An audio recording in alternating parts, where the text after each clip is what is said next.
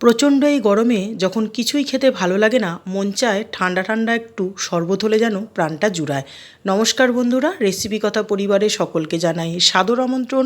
আজ আমি তৈরি করেছি যেমন সুস্বাদু তেমনি প্রোটিন আর পুষ্টিতে ভরপুর ঠান্ডা ঠান্ডা কুলকুল ছাতুর শরবত। আমার রেসিপিটি ভালো লাগলে একান্ত অনুরোধ রইল আমার চ্যানেলটি সাবস্ক্রাইব করে আমার পাশে থাকার জন্য।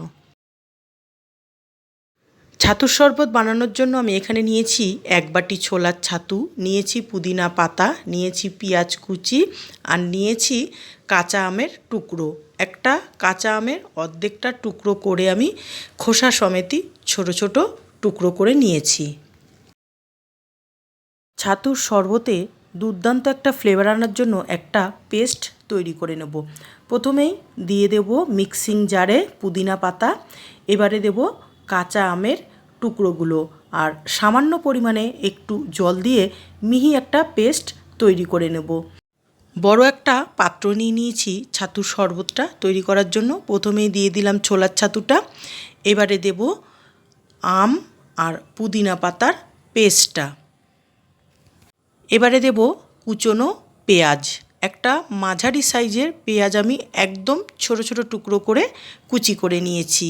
এবারে দিয়ে দেব কয়েকটা কুচনো কাঁচা লঙ্কা, এবারে দেব ধনেপাতা কুচি আর দেব স্বাদ অনুসারে নুন। দিলাম ছোট চামচের হাফ চামচ রেগুলার লবণ আর দেব ছোট চামচের হাফ চামচ কালো নুন। সবশেষে দিয়ে দেবো 2 চামচ পরিমাণে ভাজা মশলা, গোটা জিরে শুকনো খোলায় ভেজে গুঁড়ো করে নিয়েছি। এবারে দিয়ে দিলাম ঠান্ডা জল।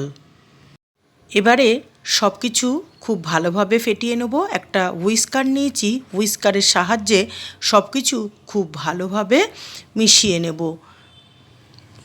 এবারে দিয়ে দেব কয়েকটা লেবুর স্লাইস, কয়েকটা গন্ধরাজ লেবুর স্লাইস আমি দিয়ে দিলাম ছাতুর মধ্যে। যেহেতু আমরা ঠান্ডা ঠান্ডা ছাতুর শরবত বানাচ্ছি তার জন্য দিয়ে দেব বরফের টুকরো। আপনারা এখানে শরবতে লেবুর রসও ব্যবহার করতে পারেন। ছোলার ছাতুর এই শরবত বিহারের একটি জনপ্রিয় খাবার, যেটা লেবু, লঙ্কা আর পেঁয়াজ দিয়ে বানানো হয়। অর্ধেক কাঁচা আমের টুকরো আমি এখানে ছাতুর মধ্যে ব্যবহার করেছি। আপনারা চাইলে গোটা আমটাই টুকরো করে পেস্ট করে পুদিনার সাথে দিতে পারেন। ঠান্ডা ঠান্ডা কুলকুল ছাতুর শরবত আমাদের একদমই রেডি হয়ে গেছে। পুদিনা আর কাঁচা আম এই গরমে আমাদের শরীরকে রিফ্রেশ রাখতে সাহায্য করবে। ছাতুতে আছে প্রচুর পরিমাণে প্রোটিন আর ফাইবার, যেটা শরীরে প্রোটিনের ঘাটতি পূরণ করে, কোলেস্ট্রল আর হাই প্রেশার কন্ট্রোলে রাখে। প্রচণ্ড এই গরমে শরীর সুস্থ ও সতেজ রাখতে ছোট থেকে বড় সকলেই কিন্তু অবশ্যই বাড়িতে ছাতুর এই শরবত বানিয়ে খেতে পারেন। তাহলে সকলে ভালো খান, সুস্থ থাকুন। ধন্যবাদ। ফিরবো আবার নতুন কোনো রেসিপি নিয়ে।